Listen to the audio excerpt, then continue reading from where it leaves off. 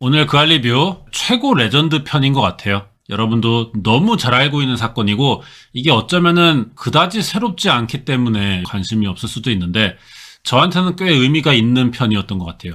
그 할 리뷰를 컨텐츠로 할까 말까를 생각하면서 펜코에서 처음에 그냥 시험 삼아 진행을 좀 해봤는데 문경 십자가를 보면서 이거 컨텐츠로 해도 되겠다라는 생각이 들었어요. 그래서 그 할 리뷰가 생긴 겁니다. 유명한 사건이고 이해가 너무 안 되는데 보면서 얘기합시다. 일단은 804회 방송이죠. 2011년 5월 1일 사건이고 한 달 취재했네요. 사건이 굉장히 충격적이었어요. 납득이 안 됩니다. 정말로. 이 결론이 정말 최선인가 싶어요. 계속 보면서도. 아직도 같은 생각이고. 일단 봅시다. 차 한 대가 이 산을 찾아 든 건 지난 4월 중순의 일이었습니다. 아슬아슬한 산길을 내달리기를 한참 마침내 차가 멈춘 곳은 주위에 인적 하나 없는 채석장이에요. 그런데 짐을 잔뜩 실은 차량 뒷좌석에서 위험한 물건들이 쏟아져 나왔다고 합니다. 자, 실제 현장에 있던 도구들인데 망치죠, 망치. 그리고 이게 무슨 끈으로 보이는 건데 뭐 때문에 여기에 이거 갖고 왔냐. 채석장에 망치가 있는 건 사실 이상한 건 아니란 말이야. 자, 근데 십자가도 있었어. 이 산에서 망치질 소리가 끊이지 않더니 며칠 사이에 들어선 게 십자가였다고 합니다. 십자가를 세우는 소리였을까요? 며칠 지났고요. 때가 왔어. 날카로운 가시관을 머리에 쓴 걸 신호로 의식이 시작됩니다. 여기에 의식이라고 한 거 보니까 그 알은 지금 이 사건을 다 취재 끝내고 이 오프닝을 짜면서 결론을 나름대로 내렸던 것 같네요. 의식이었다, 이 사건은. 개인의 의식. 그렇게 보는 것 같아요. 남자는 그렇게 십자가에 올랐고요. 남자가 사라졌다는 걸 알아챈 사람은 누구도 없었습니다.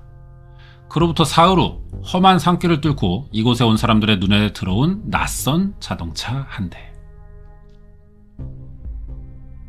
차 서 있는 그 옆에다 우리 차도 세웠죠. 차를 보니까 많이 이상하더라고요.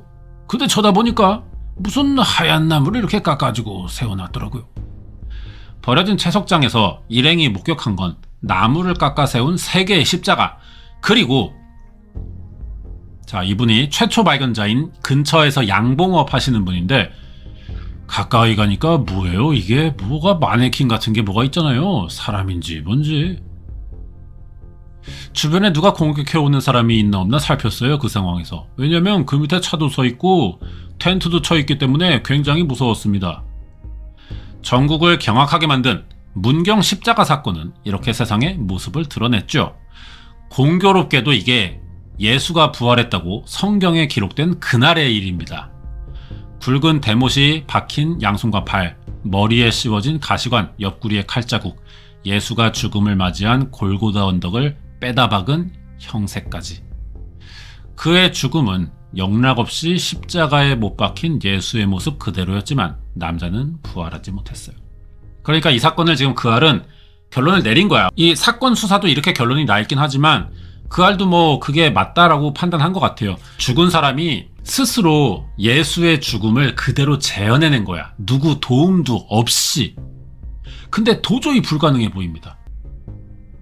시신이 발견된 십자가에서 멀지 않은 곳에 있던 텐트 안에서 사건의 미스터리를 풀 핵심 열쇠가 될 메모가 나왔어요. 꼼꼼하게 그려진 십자가 설계도랑 죽음의 순서를 암시하는 실행 계획서 같은 게 있었습니다. 이거 봐봐요.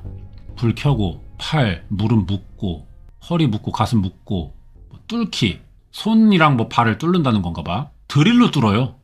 손 구멍, 팔 굽 걸고, 손 박고, 준비물 거울, 검, 송곳, 기둥, 길 닫고 미리 준비한다. 기둥의 높이 같은 거 치수 적어놓은 것 같고요.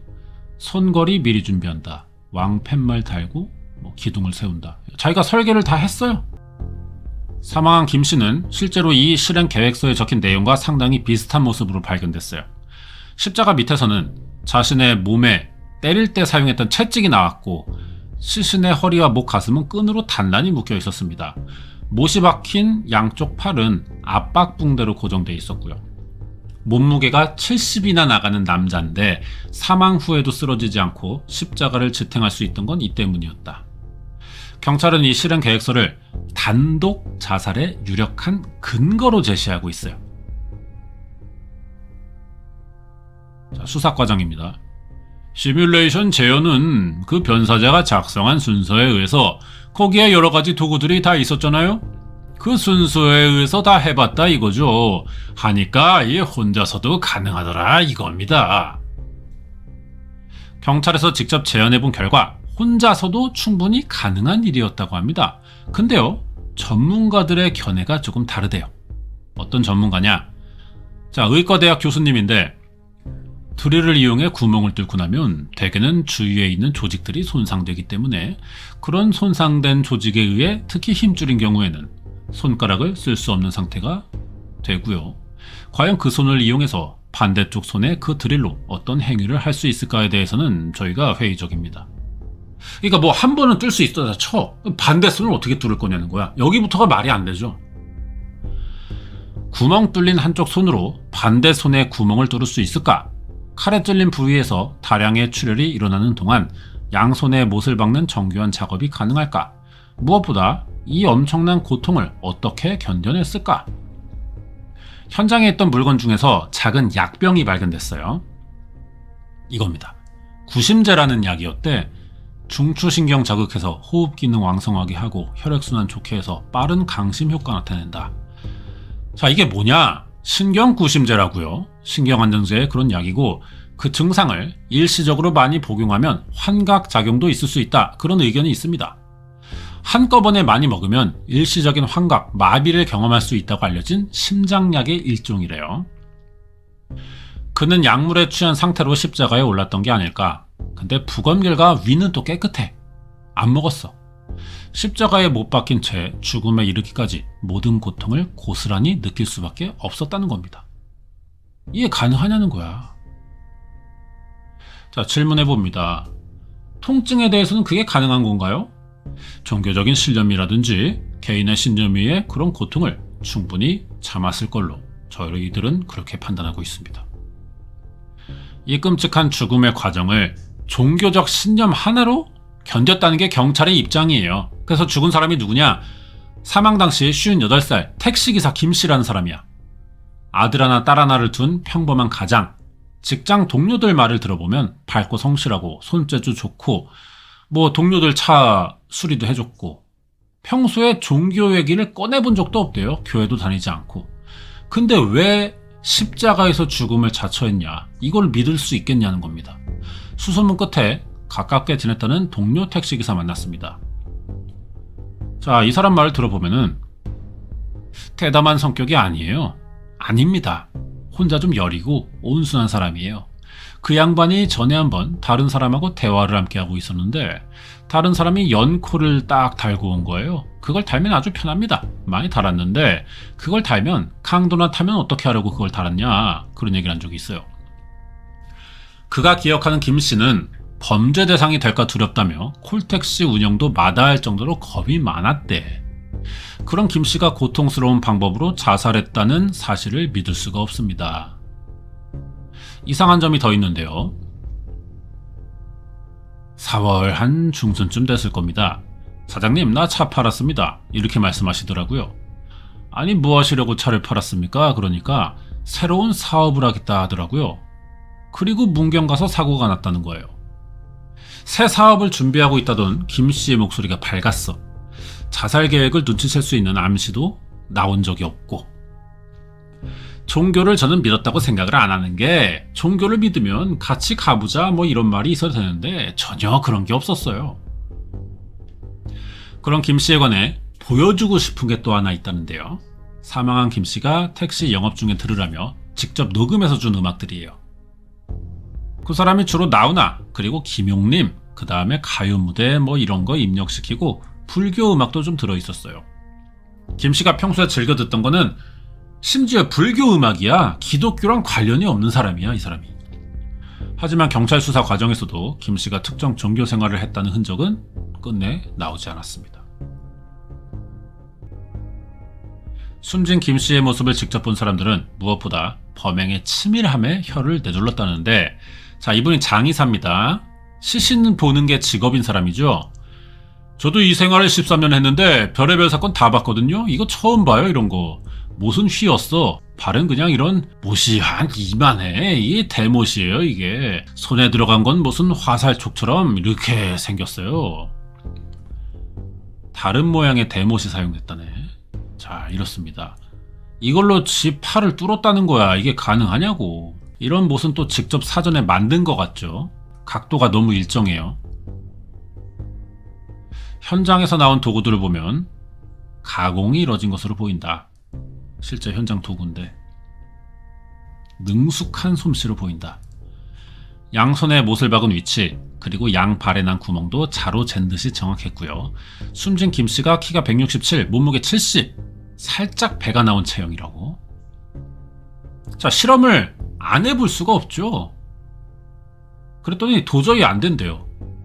아예 자세 자체가 불가능해.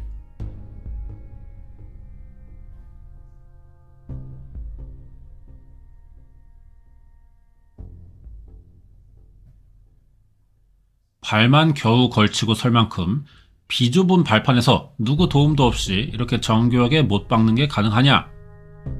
자, 여기 이제 경찰행정학과 교수님이 현장 감독을 하면서 실험을 해봤죠. 아까 재현하는 모습에서 봤습니다만 오른발에 먼저 못을 박고 왼발을 앞으로 약간 내서 박았다.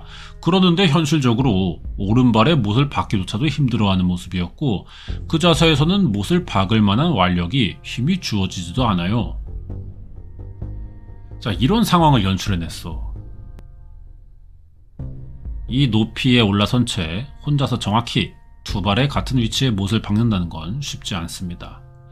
양손에 못을 박는 건 더 어려운 과정이에요. 보통의 손 드릴은 한 손으로 사용하기 힘든 구조로 되어 있습니다. 이게 우리가 아는 뭐 전동 드릴이 아니고요. 수동이에요. 저렇게 양손을 이용해 돌려야 되는. 자, 보세요. 혼자 한 손으로 수동 드릴을 돌리려고 해도요, 이런 식으로 위에서 압력을 가하지 않으면, 그러니까 눌러 돌려야 된다는 거지. 고정이 되지 않기 때문에 혼자 힘으로는 구멍을 뚫는 게 쉽지 않을 거라고 생각됩니다.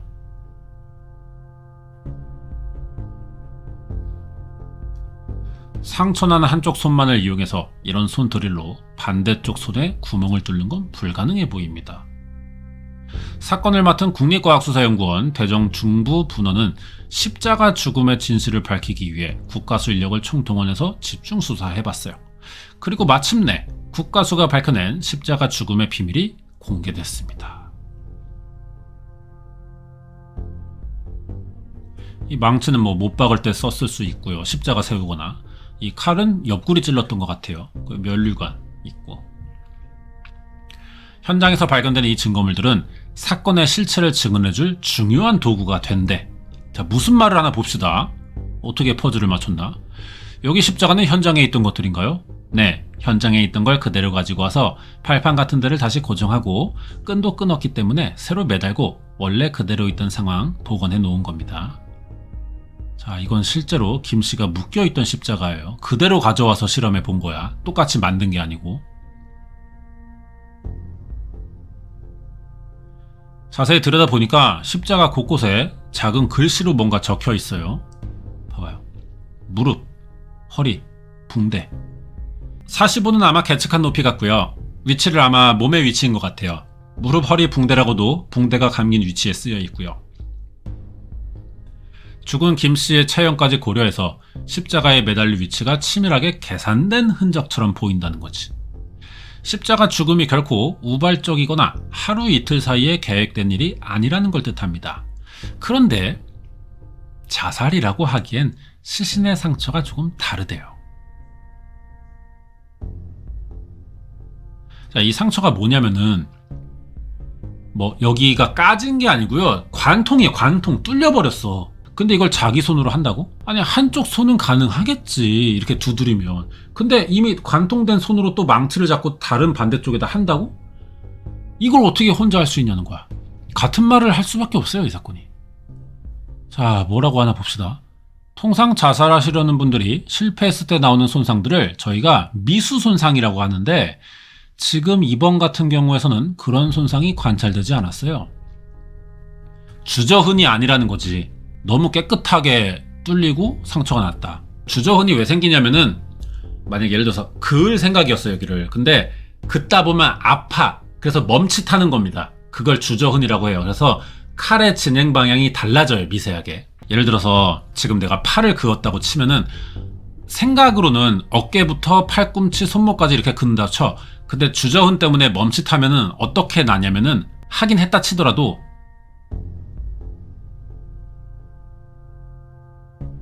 이렇게 납니다. 요걸 보고 주저흔이라고 판단을 하는 거죠. 근데 그게 없어. 다이렉트야. 고통을 참았다고 봐야 되는 거야. 혼자 했으면. 되냐? 그게? 여기에 국과수 법의학팀은 증거물들을 정밀 감식하는 한편 현장에서 나온 실행 계획서를 근거로 십자가 죽음이 스스로 가능한지 집중적인 재현을 해봤습니다. 마침내 미스터리의 답을 찾아냈대요. 오른발부터 했을 것으로 보입니다. 그래서 핀처로 못을 잡고 오른발을 가장 오른쪽으로 붙여서 못을 일단 박았고요. 그 다음 왼쪽 발을 올려서 그 다음에 오른쪽 발 안쪽 복사뼈 위쪽으로 발꿈치를 살짝 이렇게 겹친 상태에서 역시 엄지발가락하고 두 번째 발가락, 발, 허리, 뼈 사이 공간으로 못을 놓고 박았는데요. 국과수 설명대로 사망한 당시의 모습을 3차원 그래픽으로 구현해 봤어요. 왜냐면 직접 뚫을 수는 없으니까 아무리 재현이라도. 먼저 오른쪽 발만 십자가에 올려놓은 채로 못을 박는 자세를 해봤습니다.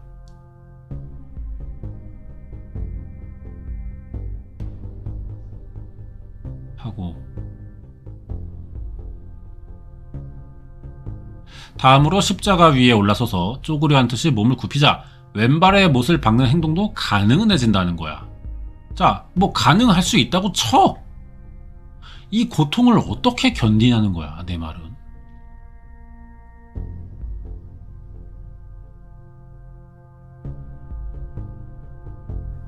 부검 결과 나온 못의 방향도 이 자세랑 일치해.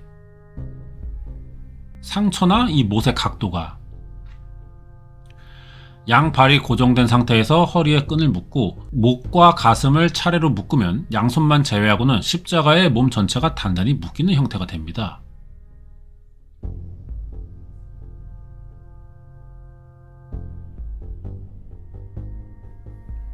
그런데 사건 현장에서 범행과 무관해 보이는 물건이 나왔어요. 거울입니다. 거울을 이용해 정확히 예수와 같은 부위에 칼자국을 남기려 한 것으로 보인다.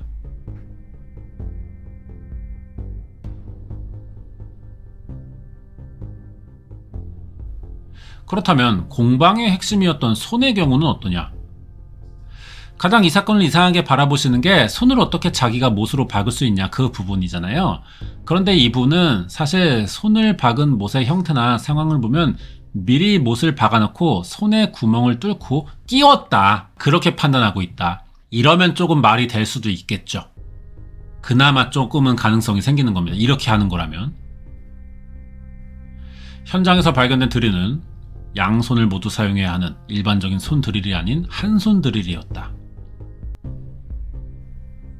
손 뚫은 부위가 어떤가요?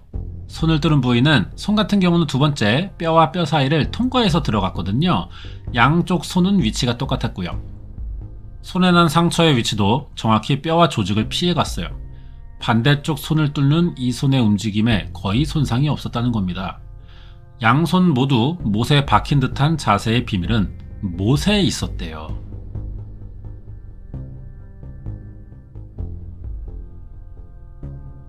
못을 미리 십자가에 박아 넣고 손등을 끼워 넣었기 때문에 손바닥보다 손등에 남은 상처가 더 크다는 거죠. 손바닥에 박았으면은 먼저 최초로 뚫리는 지점이 사입구가 손바닥이잖아요. 그렇게 되면은 사입구 먼저 뚫리는 쪽에 상처가 더 커야 돼. 근데 지금 보면은 손등에 상처가 더 크대. 왜? 손등부터 들어갔으니까.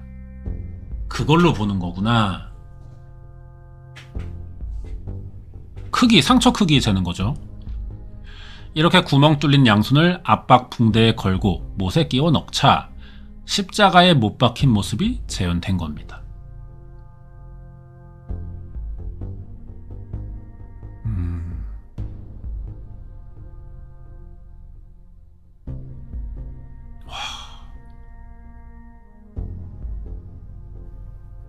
마지막으로 출혈이 계속되는 과정에서 몸이 처지면서 목이 졸린 흔적이 생겨날 수 있다. 의식을 잃으면서 이제 주저앉은 거죠. 그때 목에 이제 끈이 걸리니까 졸린 거다. 현장에 있던 도구들은 마치 실패를 대비한 듯 모두 2자루씩 준비가 돼 있었어요. 무섭도록 치밀하게 계획된 죽음, 충분히 사전 연습만 있었다면 혼자서도 가능하다는 국가수의 소견이었습니다. 모든 증거물들이 방치가 된 이런 상황들은 일반적인 범죄 현장 상황하고 조금 맞지가 않습니다. 조력자나 방관자가 있다고 그러면 이렇게 과정을 복잡하게 하는 게 좀 불필요하다고 생각합니다. 보통의 자살 사건이라면 이것은 재론의 여지가 없는 죽음이다. 하지만 그게 종교적인 죽음이라면 얘기는 좀 달라진다고 하는데요. 자, 유튜버 표창원씨. 가능성은 여전히 열려 있습니다. 누군가가 지켜보면서 만약의 경우에 대비할 수 있는 그런 역할을 수행한 사람이 있었을 가능성, 이걸 배제할 수가 없어요. 왜냐하면 그 장소가 폐쇄된 채석장, 완전히 노출된 야외이기 때문이죠. 십자가 죽음이 갖는 상징적인 의미를 비춰볼 때 이곳에서 누군가 죽어가는 김씨를 지켜보고 있거나 적어도 영향을 미쳤을 가능성을 배제할 수 없다. 누가 지시했을 수 있다. 사망 전 김씨의 행방을 추적해봤어요. 그는 4월 초 월세방 빼고 5년간 운행해온 택시도 처분했습니다.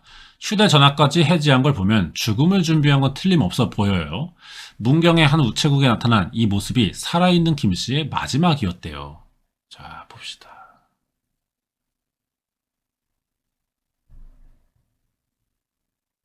뭐 했을까, 우체국에서?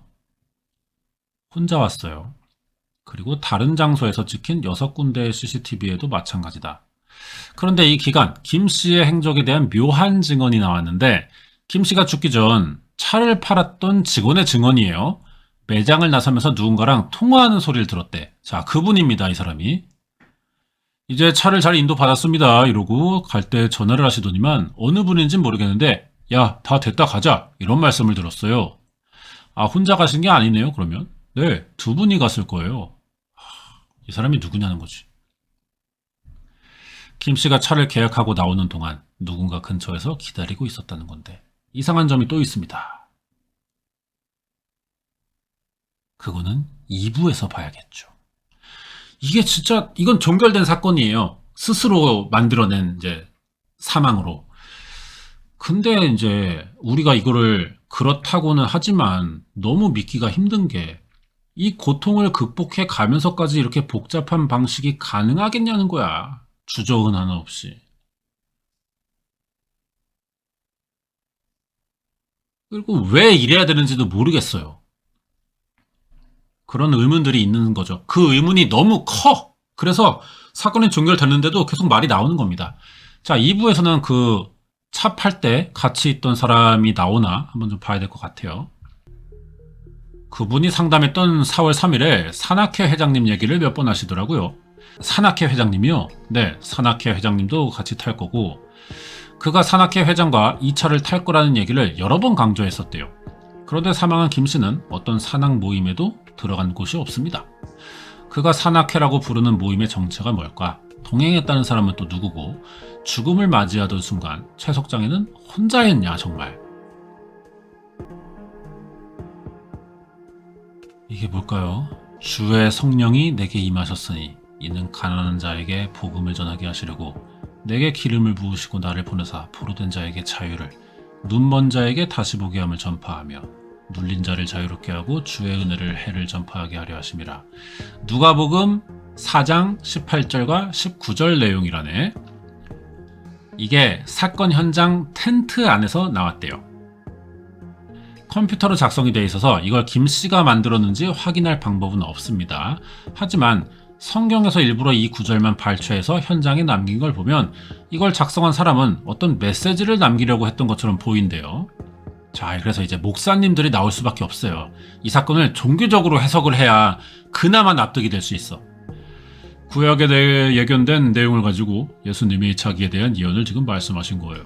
누가복음 4장 16, 17, 19절이 예수님 오셔서 많은 사람들에게 복음이 증거됐다고 합니다. 눈먼 사람들이 눈을 떴고 다음에 포로로 된 자들에게 자유를 주셨다고 나와 있어요. 예수가 이 땅에 온 목적을 예수 스스로 설명하는 구절이라고 하는데 이 성경 구절이 죽음의 현장에 남겨져 있던 이유가 뭐냐? 경찰 수사 결과 사망한 김 씨의 행적에서 묘한 사실이 드러나요. 김 씨는 새 차를 사고 남동생을 부른 적이 있대. 차량 출고받고는 시트에 타월 덮어라 시키는 대로 하니까 변사자가 차량 운전석에 앉아 기도를 했습니다. 동생 시켜서 차 운전석에 수건 깔게 하고 거기서 기도했다. 무슨 의식을 치르는 것 같은데요. 여기에 대해 뜻밖의 해석이 나옵니다. 이 사건은 종교적으로 봐야 돼요. 지금 사건 전문가들은 경찰 발표 내용과 의견이 다르다고 하지만 종교적으로 보면은 경찰 발표 내용이 좀 맞는 것 같아. 봅시다. 자, 탁재희 교수님, 이단 종교 연구가 탁명환 소장이라고 아시죠? 그분 유명했는데 그분 아들이에요. 저번에 그할 리뷰 다른 편에서 나왔었죠, 잠깐. 예수님이 예루살렘에서 십자가에 못 박혀 죽으시기 전에 그곳을 찾아가시거든요. 말하자면 본인을 죽이고자 하는 적대적인 사람들이 몰려있는 곳으로 가시는 거죠. 그러면서 가는 중 길가에 매여있는 나귀를 타십니다. 아무도 탄 적이 없던 나귀요. 여기서 중요한 거래요, 이게. 아무도 탄 적이 없었던 나귀. 그래서 새 차를 굳이 산 거구나. 그죠. 이게 이러면 말이 된다니까, 사건이. 너희는 맞은편 마을로 가라. 그리고 들어가면 아직 아무도 타보지 않은 나귀 새끼가 매여있는 것을 보리니. 실제로 차가 출고될 때 김씨가 한 얘기가 있었답니다. 차가 처음에 출고되면 견인 차량에 싣고 도착합니다, 현지로. 근데 키를 탁 받아서 자기가 처음부터 내가 운전해야겠다. 내가 할 테니까 해야 하니까 차를 공장으로 가겠다 그러는 거예요. 처음부터 자신이 운전해야 한다며 김씨는 창원에서부터 평택까지 직접 차를 가지러 갔습니다. 그리고 마치 예수의 제자들이 예수를 태우기 위해 새 나귀 위에 겉옷을 깔아주듯이 김씨의 동생은 영문도 모른 채 형이 시키는 대로 새 차의 운전석에 수건을 깔아줬던 거예요. 죽음으로 가는데 어떤 누가 있는 것도 정리할 판인데 새 차를 산다는 건 그런데 이 의미에서는 얘기는 되는데요. 만약 우리야 교통수단이 자동차지만 이 당시야 교통수단이 나귀니까요. 예수가 새 나귀를 타고 자신의 죽음이 예정된 예루살렘을 향한 것처럼 김씨도 새로 산 차를 타고 문경으로 향했습니다. 이 시나리오대로라면 김씨의 죽음은 이 순간 예정이 돼 있던 거예요. 죽음의 의식이 시작된 건 새벽 4시 50분입니다. 본격적인 준비는 5시부터 시작됐어요. 자, 다시 목사님. 5시에 동틀 때 예수님이 판결을 받았다면 빌라도에 예수님을 십자가에 못 박아 죽이라고 내어 주었다면 적어도 4시간 정도 소요가 됐을 것으로 보이고요. 그리고 겟세마네 동산에 가셔서 유대 시간으로 제3시, 그러니까 우리 시간으로 아침 9시에 십자가에 못이 박히셨어요. 예수가 재판을 받던 그 시각, 실행 계획서대로 죽음의 준비를 시작했다면 그는 아침 9시 십자가에 올랐을 거란 얘기입니다. 사체가 발견된 모습도 성경에 나온 예수 모습 그대로예요. 예루살렘의 골고다라는 배경이 돌산 배경이 지금 이분이 죽은 산 돌산과 배경 이미지가 조금 비슷하다는 겁니다. 제가 이 골고다 돌산을 보고 이거 컨텐츠로 할 수 있겠다. 너무 소름 돋아가지고 그 채석장이랑 너무 똑같아. 여기거든요. 그래서 제가 이거 컨텐츠로 하겠다 보면서 생각을 했던 거거든요. 그대로야 그대로. 그러니까 이거는 예수의 죽음을 그대로 따라한 겁니다. 김씨가 십자가에 못 박힌 문경의 채석장은 예수가 못 박힌 골고다 언덕과 상당히 흡사하다는 지적. 예수가 가시면류관을 머리에 쓰고 죽기 직전 붉은 옷을 입고 있었다고 기록된 것처럼 가시관을 쓰고 죽은 그의 주검 옆에서 붉은 가운이 발견됐습니다. 실행 계획서에 적혀있는 채찍으로 39번, 이 문구는 성경과 어떤 관련이 있는 걸까? 성경 중에 보면 바울이란 분이 40에 하나, 가만 매를 맞는다 하는 구절이 하나 나와요. 예수님이 그래서 40에서 하나를 뺀 39대를 맞았을 거라고 상상하는 그런 상상들이 오랜 기독교 전통 안에 전승돼 왔죠. 발견 당시 부패가 심해서 사망 추정 시각은 정확히 가늠할 수 없는 상태였대요. 그런데 성경에 따르면 예수는 목요일에 12제자와 최후의 만찬을 가지고 금요일에 십자가에 못이 박혔습니다. 만약 김씨가 예수의 흔적을 그대로 따라 한 거라면 그가 십자가에서 사망한 날은 4월 29일 금요일이라는 추정이 가능해져요.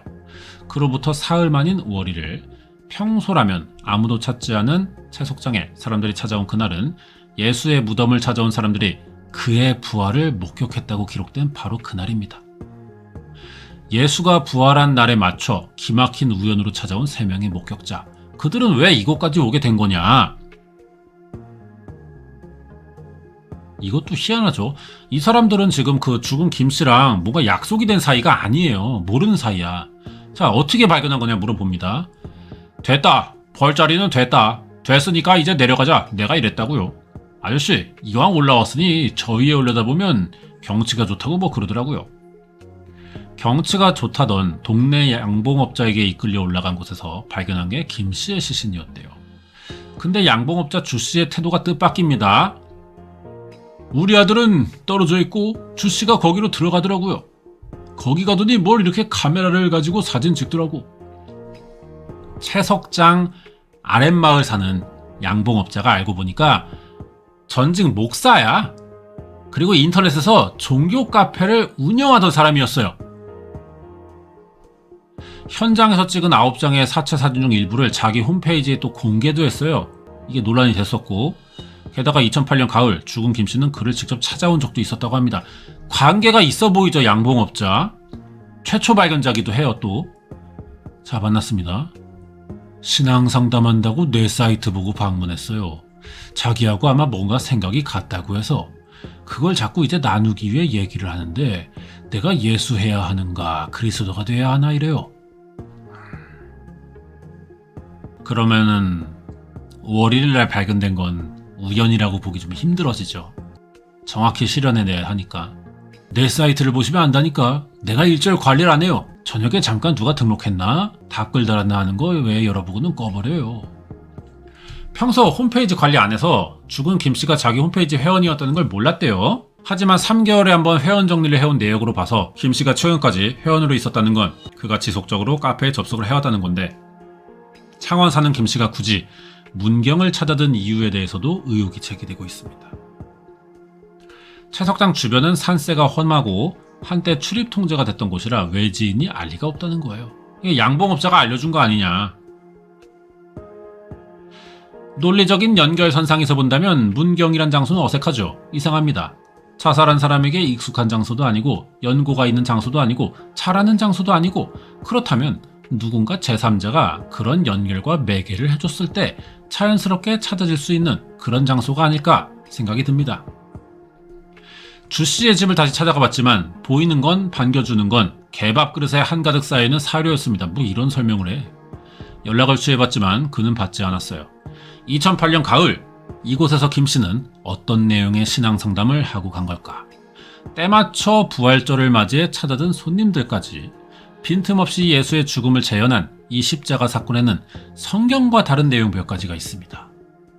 바로 예수가 십자가에 못이 박히기 전날 제자들과 함께한 최후의 만찬, 그리고 그의 죽음을 지켜봤던 수많은 군중들의 존재. 그저 이게 없어요. 다른 건 다 그대로 재현했는데 지켜보는 사람들이 없다는 거야, 갤러리들이. 예수의 옆구리에 상처를 낸 것도 이 군중들 사이에 있던 로마 병사였다고 성경에는 써있어.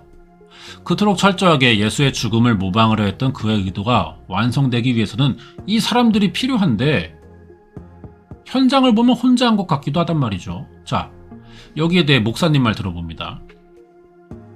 있어야죠. 우선 이 사람들이 정말 메시아를 재현하려고 했다면 예수님이 행했던 고난주간의 행적을 그대로 다 일치시켜야 할 거고요.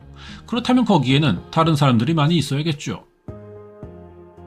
혹시 이 채석장에는 김씨의 죽음을 지켜본 또 다른 누군가가 있던 건 아니었을까? 김씨가 동행을 약속했던 산악 모임의 정체가 혹시 이들은 아니었을까?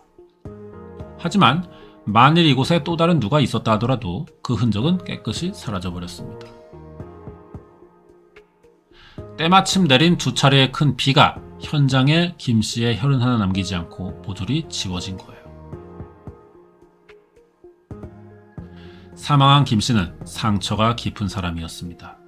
한때는 그도 두 아이의 아버지이자 성실한 가장이었어요. 본인이 신체상에 문제가 있어가지고 자식에게 간을 이식받았다 하더라고요. 그리고 나서 이제 그 자식이 잘 됐으면 괜찮은데 그 뒤로 자식이 죽은 거예요. 김 씨의 아들이 지난 2000년 아버지에게 간 이식을 해주고 얼마 안 돼 사망했습니다. 아들이 22살이었어요.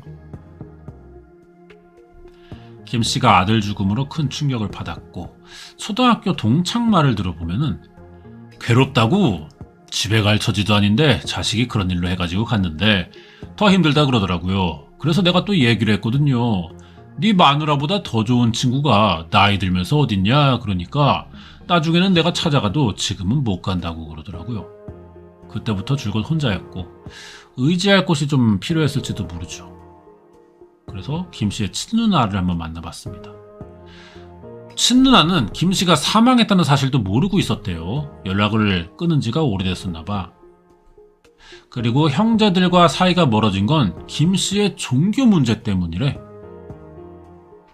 자, 형입니다. 모르죠. 여하튼 내가 제일 싫어하는 게 교인인데 예수를 믿는다 하더라고 이 녀석이. 내가 한번 말이야. 한번 만나가지고 제사도 안 지내러 오고 전화통화를 전혀 못했지. 번호를 모르니까. 그런데 무슨 일이 있습니까 이거? 와, 모르고 있네. 김 씨는 이제 뭐 형편이랑 상황이 이래서 교회를 가봤지만 자기가 원하는 답을 듣지 못했다. 뭐 해답을 듣지 못했다. 뭔가 좀 구원을 받으려는 생각이 있었나 봐. 동료 택시기사는 이 사람이 얘기하는 거는 일반 사람들이 교회 다니는 그런 얘기가 아니고 옛날 토착적인 거 있지 않습니까? 뭐 유교나 불교 이런 걸 기독교에 좀 그걸 해서 이야기하는 사람이었어요. 사망하기 전 심취했던 게 기독교, 도교, 불교가 혼합된 사이비 종교 교리였대. 아, 나 씨발. 이 종교를 주고받은 건 그 인터넷을 통해서다. 이게 이 양봉업자가 수상해 이 새끼 지금. 자, 목사님 자주 나오시네. 만여 건 가까이 상담했는데 대부분 가정에 문제가 있거나 또는 어렸을 때 근친강간당했거나 사업했는데 불치병에 걸렸거나 사업 망했거나 하는 그런 쇼크, 충격받은 사람들, 위기를 만난 사람들, 이런 사람들이 다 이단에 빠지게 되고 또 이단의 교주가 됩니다. 평범한 종교 생활을 해오던 이들이 개인적인 충격을 겪으면서 기존의 종교를 부정하고 자신만의 종교를 만들어냈다는 거예요. 자, 유튜버. 스스로가 처음엔 신을 부정하고 종교를 부정하고 그럼으로써 오히려 탓하고 하려다 보니 대안이 없는 거죠. 그래서 다시 돌아간 곳이 종교였을 것이고 그래서 기존의 종교는 엉터리다 이런 불행을 막지 못했고 예견도 못해줬으며 이후에 자신에게 위로도 못해줬으니까요.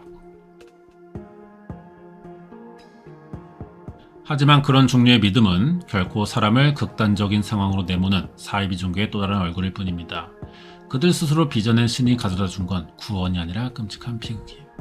네, 이렇습니다. 이렇게 끝나는데 이 사건은 그래서 지금 공식적으로는 스스로 목숨을 끊은 거예요. 예수의 재림을 재현하는 방식으로. 그 방법에는 약간 논란이 있지만 대체로 혼자 가능하지 않았겠냐 이런 의견인 거고, 단 주변 수사를 좀 해봤을 때, 취재했을 때 양봉업자라는 사람이 좀 뭔가 의심스럽긴 하죠. 그렇다고 해서 이제 와서 이 사람을 범인으로 몰 수는 없어요. 증거가 없어요. 증거가. 804회 방송인데 이게 워낙에 좀 진짜 레전드 중에 레전드 방송이고, 이게 지금 저희는 이제 뭐 실제 방송을 다 그대로 올릴 수는 없으니까 주요 내용만 편집해서 올린 거지, 성경의 내용과 너무 딱딱 들어맞습니다. 아까 그 당나귀 얘기 나온 게 새 차 뽑은 거, 그런 것처럼 일치하는 부분이 되게 많아요. 성경이랑. 근데 한 가지 없는 거는 최후의 만찬이 지금 빠졌다는 거야. 최후의 만찬도 하지 않았을까요? 그 양봉업자랑 꿀 발라먹고 이러지 않았을까요? 양봉업자가 입을 여는 수밖에 없을 것 같은데 하겠어? 이 사람 지금 방송에 나온 대로만 보자면은 동네에서 그냥 사람들 살짝 모아서 사이비 종교 교주 행세하는 그런 사람일 느낌이 좀 들긴 하거든요. 보통 사이비 종교 교주들 시골에서 많이 시작해. 나이 좀 있고 이런 사람들, 순진한 사람들 속여가지고 집 팔고 땅 팔고 대출 받아오게 하고 그런 수법이었지 않았을까. 양봉은 좀 위장이고 그럴 가능성이 좀 있습니다. 그저 단속시켜놓고 가만히 있으면 어차피 증거 없어요. 본방송으로도 봤던 기억이 나는데 충격적이었거든요. 많이. 이 양봉업자가 시작부터 나오는 것 자체가 이 그 알이 지금 구성도 되게 잘 해놨어. 아마 약속이 돼 있었을 것 같아요. 이걸 발견하는 사람이 봐야 돼. 예수의 환생, 십자가에 못 박힌 뒤로 그 날짜에 맞춰서 발견하는 사람이 있어야 된단 말이야. 그러면은 이 김씨라는 사람은 희생양이죠. 이 양봉업자 주씨가 만약에 범인인 거라면은 희생양 시켜가지고 예수의 재림을 우리가 지켜본다. 이렇게 자기 신도들을 속이기 위해 약간 그렇게 그냥 연출을 한번 한 거일 수도 있죠. 그렇게 된다면. 이 사람을 좀 어떻게 족쳐야 되는데 뭐 증거가 있어야 족치지. 우리나라가 뭐 증거가 우선인데. 여기까지입니다. 워낙에 유명한 방송이고 방송이 또 연출이 잘 돼 있어요. 그래서 804회 한번 직접 보시면 좋을 것 같고 우리가 이거 앞으로 올릴 때 여기다가 본방송 주소 링크도 같이 올려놓으면 참 좋을 것 같네요. 여러분이 또 보기도 좋을 것 같고 그죠? 그런 것도 한번 생각을 해보겠습니다. 그래요. 오늘 여기까지 하겠습니다. 804회 문경십자가 살인사건 알아봤고요. 계속 댓글 많이 남겨주시고 관심 가져주시고 다음 주에 또 새로운 편 리뷰해보도록 하겠습니다. 오늘 여기까지예요.